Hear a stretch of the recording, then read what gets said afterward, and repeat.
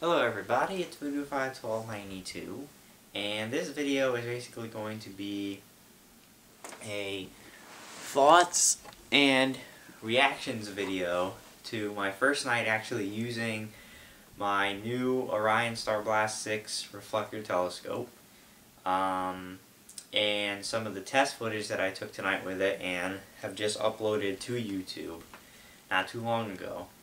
So we're going to talk about my experiences with the telescope, some pros, some cons, some things I'm disappointed with, and then we're going to talk a little bit about the test footage and how that came out, what it looks like in terms of a new channel possibly being formed. So as far as the telescope goes, it performed pretty well. I mean, the red dot laser sight on it is very useful to actually find objects in the sky, at least objects that you can see with the naked eye and you want to magnify. So if you see a planet or a star or something of that nature with your naked eye that you'd like to magnify, the red dot sight is very useful for just lining up the telescope to that item, and you know that if your sight is lined up, then the object is lined up in your telescope, and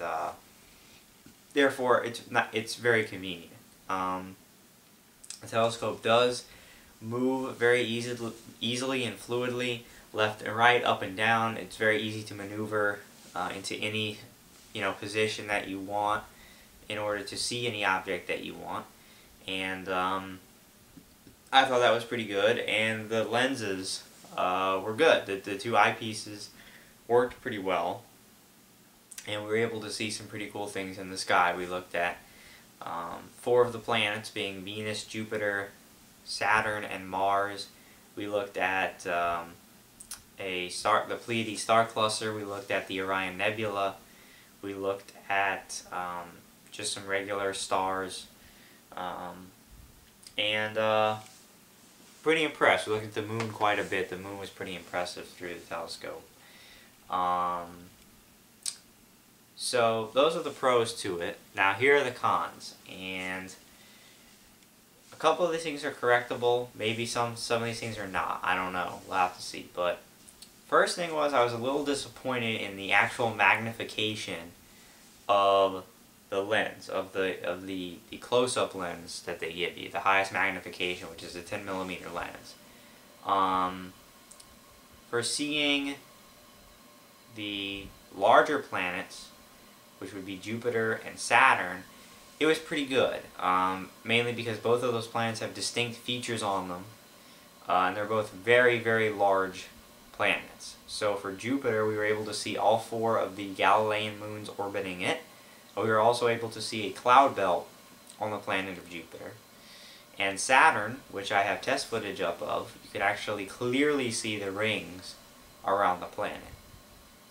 Unfortunately, both of those planets were quite small in the telescope. Only, you were able to recognize these features because they were very recognizable on the planets, but they were very tiny in the telescope. And then when we turned our attention to the closer yet smaller planets, being Venus and Mars, I was ultimately disappointed because these planets were very tiny in the telescope, and in fact, Mars, you probably wouldn't even know was a planet unless you knew what you were looking at, because Mars actually turned out to be basically kind of just a red dot in the telescope at the highest magnification. And this was disappointing because from most of the reviews I read, it kind of said that you could see some really good planetary detail simply with the lenses provided with this telescope, which aren't exactly true based on what I saw tonight.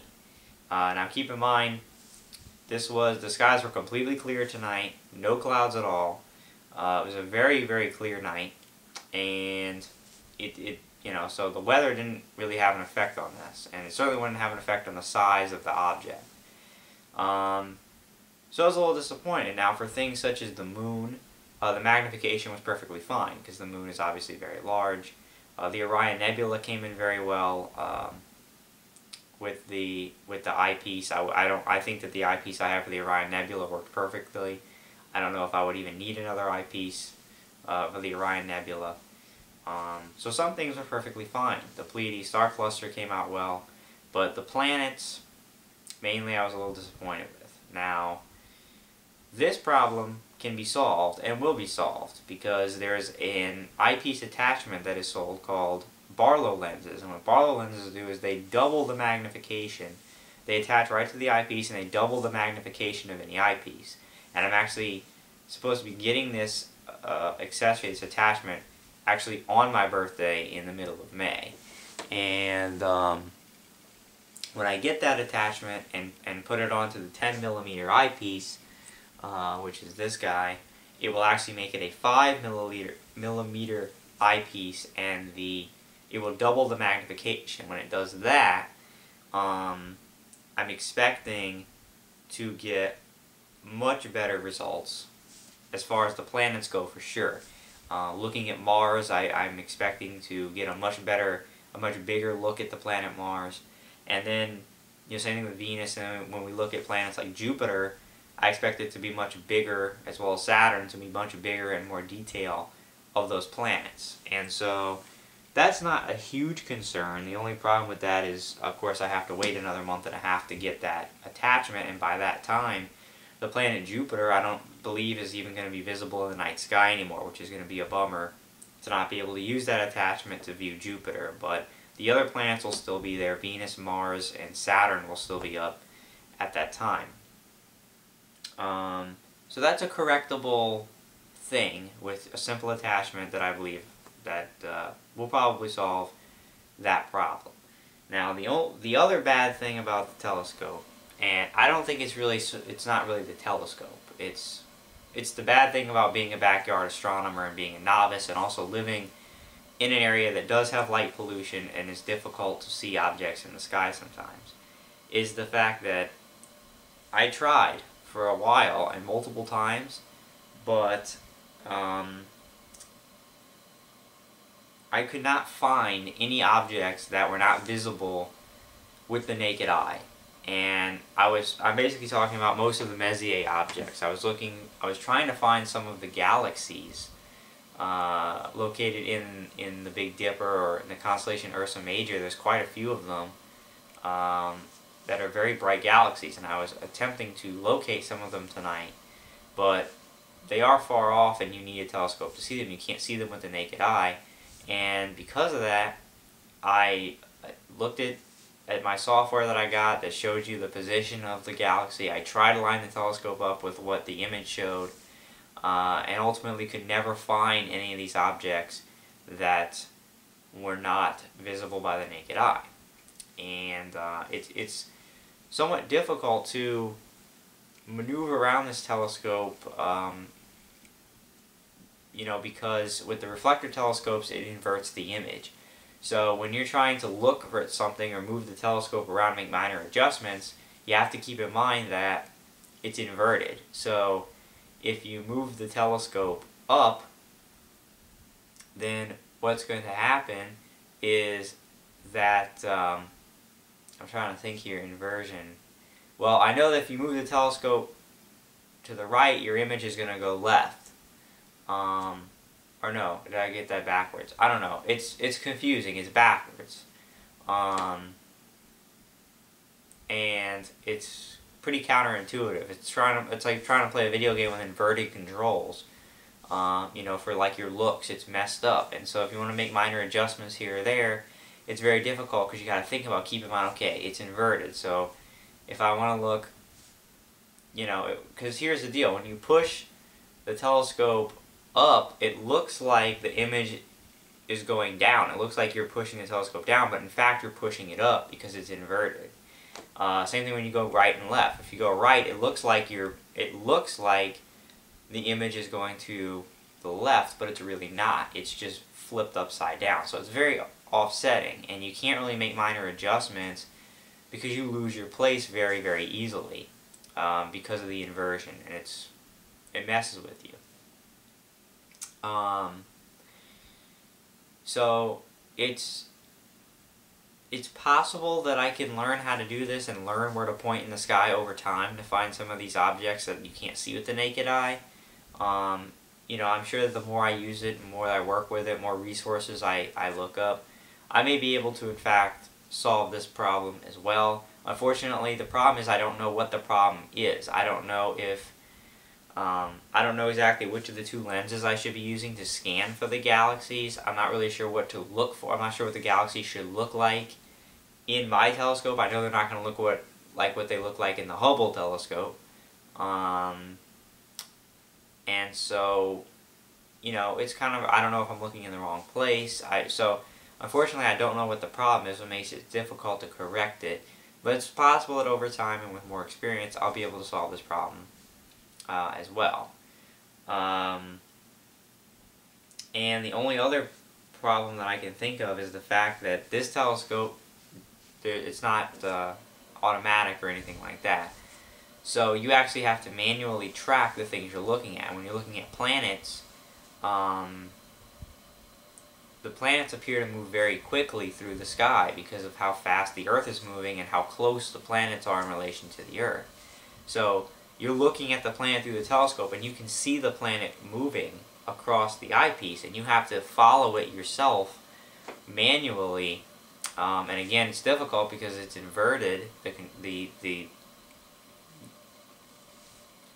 What's the term? What you see is inverted. The image is inverted. So it's again difficult sometimes to manually follow the path of the planet that you're looking at. So with those pros and cons, let's talk a little bit about the test footage. I took 5 videos. I took 6. I took 6 videos. I took one of the moon with the 25mm eyepiece, one of the moon with the 10mm eyepiece. Then I took 2 separate attempts at filming the planet Saturn. And then I looked at Mizar, a double star in the handle of the Big Dipper, and I looked at the star Regulus, which I mistakenly called Rigel in the video because I got them confused, but the star Regulus, which is the brightest star in the constellation Leo. And I did test footage. Now, there's a few things that I found, okay? And first of all, obviously, it's going to be hindered because of the fact that I have to manually track the planets. And that basically eliminates the possibility of using the camera on the tripod, because I'm going to constantly, if I'm going to film for any more than 30 seconds, I'm going to have to manually adjust the telescope so that the planet is in view. And so I can't have the camera focus on the tripod and still be making minor adjustments to the telescope, because then I'm going to have to make adjustments to the camera. So that's pretty disappointing. And so that basically means that if I'm looking at a planet, it's going to be shaky cam the whole time. If I'm looking, or the moon. If I'm looking at a deep space object or a star, it may not be such an issue because the stars are so far away that they appear to move much slower than the planets. So maybe I can use the tripod for stars, but certainly not for planets, certainly not for the moon. Another thing, and the biggest thing, okay, is the difference in the actual viewing field for the 2 eyepieces. Now, if you look at the 25mm eyepiece, which is the wide field eyepiece, you can clearly see that this has a very big viewing area. It has a very large lens here that you can easily place your eye into and easily put the camera into to see, okay? Now, I was under the impression that all of these lenses had this big of a viewing area. Unfortunately, I was incorrect, because when you look at the 10mm zoom lens, which you need, at least right now, without the Barlow lens to see planetary detail, as you can see, the viewing area is much smaller. Most of this is taken up by black plastic, and you have a very tiny lens in there, which makes it very difficult to get the lens of the camera in here, because the lens of the camera is actually bigger or about the same size as this lens, and so it makes it very difficult. So when I did my footage of Saturn, for instance, and my close-up footage of the moon, I was trying to use this, and it was very difficult to line up the camera and this lens to see through it. So that's a major problem, and I didn't know this. I thought that the viewing areas were going to be the same for both lenses, but they're not. Now, maybe a correction for this is when I get the Barlow lens, since this lens has a much bigger viewing area, and I really had no problems filming through this lens. I had a little bit of issue, but not that much. I was able to film the moon very well with this, and also the 2 stars that I looked at very easily with this lens. Maybe when I put the Barlow on this lens, it'll give me enough magnification on this lens to see planets and things like that with this guy, and that'll be much easier to film through this lens than that one. So again, we'll have to see what you know, with the Barlow, how it looks. And then, of course, the other thing with the test footage goes back to the fact that I cannot find any deep sky object with the telescope that I can't see with the naked eye. And that may come from, you know, lack of experience. In fact, I know it does. So that may just require more practice.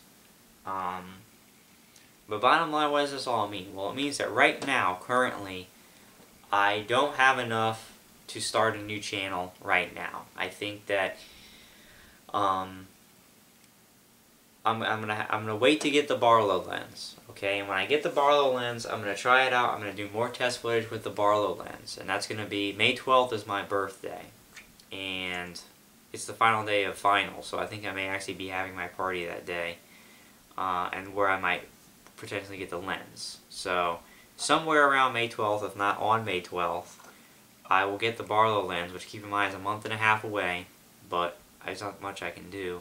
And I will do test footage with the Barlow lens with these guys and see how that works out. I'm anticipating very good results, especially with the 10mm close zoom on planets with the Barlow lens. I think is going to be really a spectacular help and a huge upgrade. So we'll wait to see what the Barlow lens does, and then we'll try to take more test footage and go from there. But right now, I don't have all the kinks worked out. I don't have the Barlow lens. I can't find these deep sky objects right now, so there's not enough really for me to start a new channel, a whole new channel dedicated to this stuff. But I'm going to be doing more test footage. I intend to do more test footage tomorrow night, or tonight, I guess, because I'm filming this on Sunday early morning, and that's when you'll see it. I'm planning on doing more test footage tonight of the planet Jupiter, of the planet Venus, and the Orion Nebula, and testing those out. Again, with Jupiter and Venus, I have to use this one, which is going to be difficult to film, but I'll do the best that I can. The Orion Nebula, I can use both lenses, actually. I think the big lens will work fine for the Orion Nebula, because it's a pretty close nebula, all things considered. So, look for more test footage tomorrow, some different stuff, and we'll go from there. I'll keep you posted if things develop, but bottom line, guys, is I'm going to have to wait for the Barlow lens in May, and then test it from there, okay? Last thing I want to talk about is that I do at some point want to get a filter for the telescope. It's actually going to allow me to look directly at the sun. It's going to be a solar filter that basically filters out 99% of sunlight and allows you to actually look directly at the sun with the telescope, which provides a pretty amazing image where you can see the sun and the sunspots and all that stuff. The only problem with it is it's very expensive. For the telescope I have, the solar filter is going to be $120, which is an insane amount of money, but it's obviously the material that goes into it is pretty high quality stuff. So we'll see what happens with the solar filter, possibly later this year in 2012 when I, you know, if and when I get my job, depending on how much I make, maybe I'll invest in the solar filter then. We'll see what happens, but that would be pretty neat if I got the solar lens, and it's not going to matter what eyepiece I use for that, because the sun is so very close and huge that it's going to look perfectly fine with this regular 25mm without even a Barlow. But I'll have the Barlow by the time I get the solar filter. So that's my thoughts. That's what I have to say about things. I'll keep you guys in the loop. When the Barlow comes in mid-May and I'm able to use it and do more test footage, I'll keep you guys appraised of that situation. But for now, just enjoy the footage that's up, look for a little bit more to come, and leave comments. Let me know what you think. So thanks, guys, and I'll see you later.